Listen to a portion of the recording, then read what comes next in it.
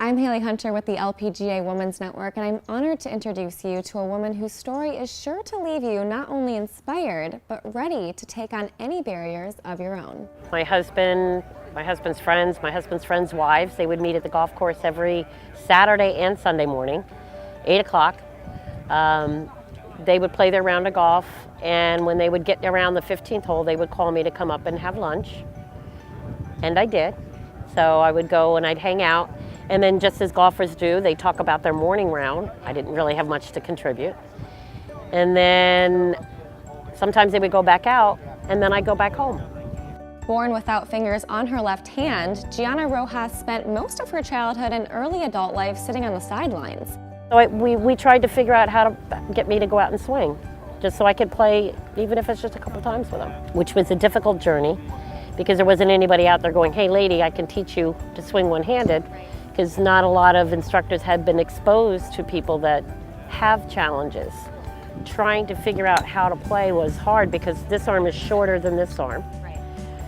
Most instructors want me to get 2 points of contact on the ball, but if I do that, then I'm not square. Yeah. So we had to kind of figure out, we tried a couple of different prosthetic devices, and it was all more of a hazard and a hindrance than for me to just let it go. So my husband and I just kept figuring out a way, and once it clicked, we were like, all right, there you go. This is how we're going to do it. Don't really need the other hand. I can usually drive about 176 yards was my longest drive. One hand. That's incredible.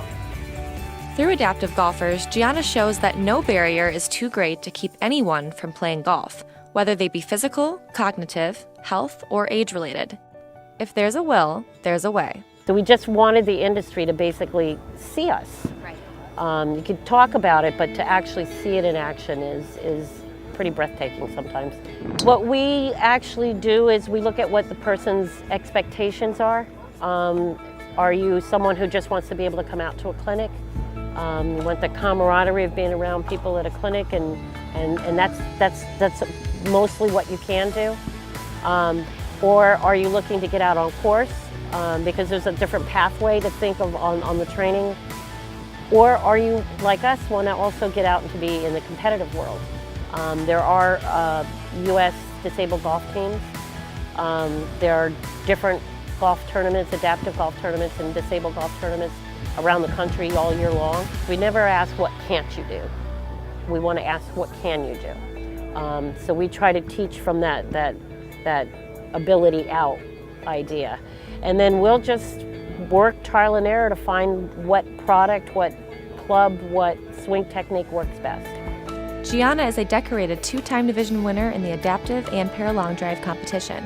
Her belief is that nothing is impossible. No matter what challenge you face on the course or in life, you simply have to try it a different way and find what works for you. As someone who's been privileged enough to never have to play golf with any barriers, Gianna insisted that I should try some of these techniques for myself so I could truly understand how talented these adaptive golfers really are. When she wanted me to try to hit a golf ball one-handed while sitting down and then blindfolded, I figured whatever contact I made with the ball would have been sheer luck, but Gianna knew that I could figure it out. Mother and her daughter, her 13-year-old daughter, were sitting on the couch watching the news, and they got to the part where I was hitting, and the woman told me that her daughter turned to her and said, Mom, well, if she can do it, maybe you think I can learn to play golf. Now, her daughter has less than what I have. She's above the elbow. And she said that she doesn't put herself out there. She doesn't want to really go out with the girls, and she gets very depressed and she stays in a lot. She's very isolated. So when the mother came to me the next morning, this woman comes running up to me and she hugs and picks me up, and she's shaking and crying, and I'm almost crying with her. She said, I have to tell you how inspiring you are. She said, my daughter turned to me after that, seeing that, and now she wants to go out and play golf. I've been teased, I've been left out, I've been called names, I've been picked on, I've been bullied, I got locked in a locker. Had I known enough back then about what I know about golf now, I would have been able to turn around to those bullies and say, you know what, not today, I gotta go play golf. go pick on somebody else.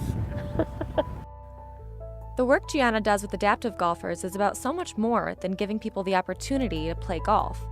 It's about showing people with what may appear to be limitations that anything, including golf, can be achieved by changing your approach. To learn more about the adaptive golfers and how you can help support and get involved with Gianna's organization, you can visit adaptivegolfers.org. And stay tuned for more stories of inspiration from me and the LPGA Women's Network.